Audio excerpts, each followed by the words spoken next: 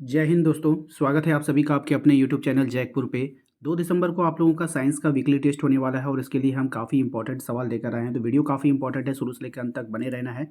और यदि आप हमारे चैनल पे पहली बार विजिट करें हो तो चैनल को सब्सक्राइब करके बेल आइकन को दबा लीजिएगा ताकि इस तरह के वीडियो का नोटिफिकेशन आपके मोबाइल पर चला जाए। तो चलिए शुरू करते हैं।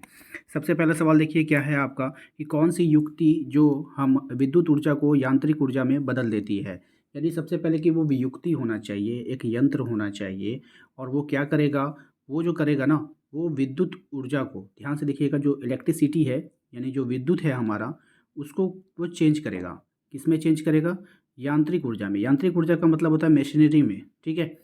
तो विद्युत मोटर होगा, ठीक है, विद्युत जनित्र होगा, माइक्रोफोन होगा या फिर टेलीफोन होगा। क्या होगा इसका राइट आंसर आपको बताना है। तो इसका राइट आंसर हो जाएगा आपका ऑप्शन नंबर 1। क्या हो जाएगा? ऑप्शन नंबर 1 विद्युत मोटर। अब यहाँ पे आपको समझना होगा, जो विद्युत मोटर होता है ना, मान के चलो ये मोटर है, ठीक है। इस मोटर में हमने तो करंट सप्लाई किया, 2 करंट दिया, और ये मोटर क्या कर रहा है ना, ये मोटर जो है हमारे, मान के चलो, इस पहिए को घुमा रहा है, ठीक है। तो अब हमें ये बताइए, ये हमारा विद्युत मोटर था, विद्युत मोटर में हमने क्या दिया? करंट दिया, यानी कि विद्युत ऊर्जा दे दिया। अब विद्युत ऊर्जा से फिर ये क्या किया, इसमें बेल्ट लगा करके ये पहिया घूम रहा है, मान के चलो। अच्छा, हम आपको आटा चक्की का उदाहरण देते हैं, ठीक है। ध्यान देना, आटा चक्की, वहाँ आप लोग समझ जाओगे। मान के चलो कि एक आटा चक्की है, ठीक है। इस तरह से आटा चक्की होता है, इसमें गेहूँ डाला जाता है और यहाँ से आटा पीस के, मतलब गेहूँ पीस के निकलता है, ठीक है। और यहाँ पर एक मोटर लगा होता है, ठीक है, और इस मोटर से एक बेल्ट बांधा होता है इसके चक्की को, ठीक है। तो इस मोटर में हमने क्या दिया? करंट दिया। तो जैसे ही हमने करंट दिया, वो क्या हुआ? विद्युत ऊर्जा। और ये बेल्ट घुमा करके इसको, जब मशीन को चला रहा है, उसमें हमने कोई करंट नहीं दे रहे हैं उसको। जो मशीन, जो चक्की जो चल रहा है, उसमें कोई करंट नहीं जा रहा है, बल्कि ये बेल्ट जो होता है ना, ये बेल्ट उसको घुमाता है, ठीक है। तो उसी को हम लोग बोलते हैं यांत्रिक ऊर्जा। क्या बोलते हैं? यांत्रिक ऊर्जा।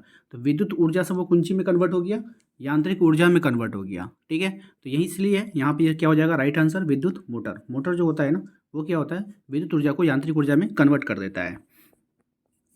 आइए अगले सवाल पे चलते हैं। अगला सवाल है हमारा कि कौन सा सदित्र है जो यांत्रिक ऊर्जा को विद्युत ऊर्जा में रूपांतरित कर देता है।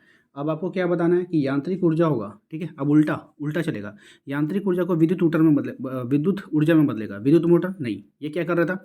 विद्युत मोटर तो पहले करंट लेगा, करंट लेने के बाद वो यांत्रिक में बदलेगा, ठीक है। ये नहीं हो सकता है। एग्जाम्पल फॉर आटा चक्की। विद्युत जनित्र है, माइक्रोफोन है, टेलीफोन है। तो देखिए इसका जो राइट आंसर हो जाएगा वो विद्युत जनित्र हो जाएगा, ठीक है। जनित्र में आप एग्जाम्पल में ले लेते हो जनरेटर, ठीक है।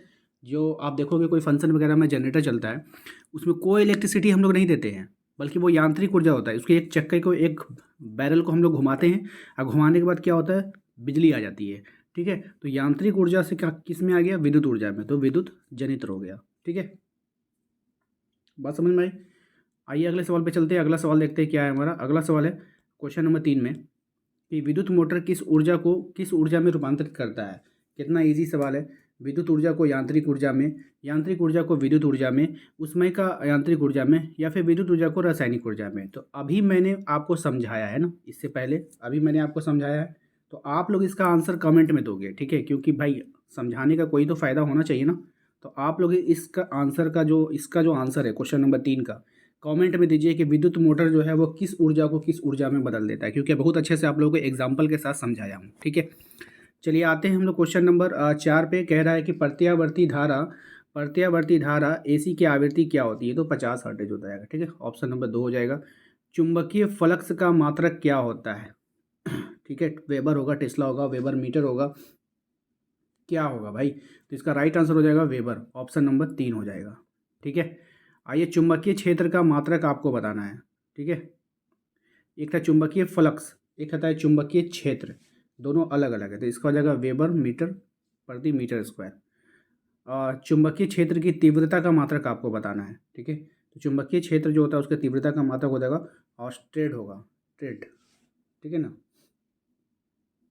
ट्रेंड नहीं होगा, ट्रेड होना चाहिए, ये देख लीजिएगा आप लोग, ठीक है।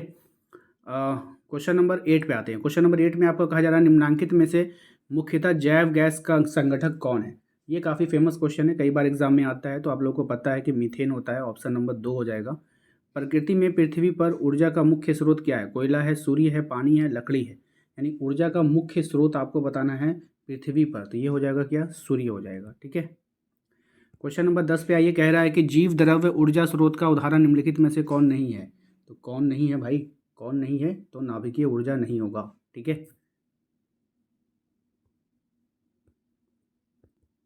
क्वेश्चन नंबर 11 पे आते हैं, पवन विद्युत जनित्र में पवन की चाल कम से कम कितनी होनी चाहिए, तो इसमें 15 किलोमीटर प्रति आवर होनी चाहिए कम से कम। क्वेश्चन नंबर 12 पे आइए। क्वेश्चन नंबर 12 में आपसे कहा जा रहा है कि निम्न में से किसका उपयोग खाना बनाने वाले ईंधन के रूप में नहीं किया जाता है। याद रखिएगा, कहा जा रहा है कि नहीं किया जाता है, तो वो सीएनजी का नहीं किया जाता है, बाकी सबका एलपीजी हो गया, बायोगैस हो गया, कोयला हो गया, इसका हम लोग खाना बनाने में करते हैं।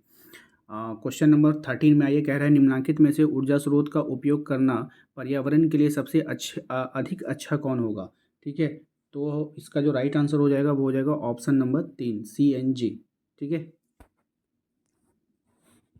क्वेश्चन नंबर 14 पे आइए, कह रहा है कि सौर पैनल में किस धातु का उपयोग किया जाता है। जो सौर पैनल होता है हमारा, उसमें धातु का जो उपयोग करते हैं हम लोग, वो चांदी का उपयोग किया जाता है। ऑप्शन नंबर 2 हो जाएगा। क्वेश्चन नंबर 15 पे आते हैं, कह रहा है कि निम्न में से किस देश में पवनों का देश कहा जाता है, यानी किस देश को पवनों का देश कहते हैं, आपको बताना है। तो डेनमार्क को। ऑप्शन नंबर 4 हो जाएगा। तो उम्मीद करते हैं आप लोगों को आज का ये वीडियो पसंद आया होगा। वीडियो पसंद आया तो वीडियो को लाइक करके चैनल को सब्सक्राइब कर लिया कीजिए, ताकि इस तरह के वीडियो का नोटिफिकेशन आपके मोबाइल पे आए और आप अपने परीक्षा की तैयारी अच्छे से कर पाओ। मिलते हैं अगले वीडियो में। Thank you.